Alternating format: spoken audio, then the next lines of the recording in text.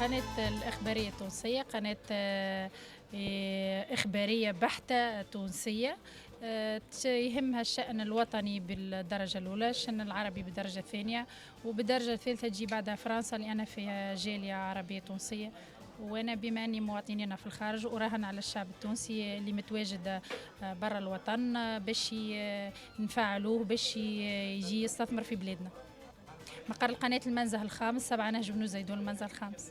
الطاقم الصحفي يتمثل بين 16 مبدئيا 16 أخ ويتراوح إلى 25 30 أخ ما أقصى تقدير.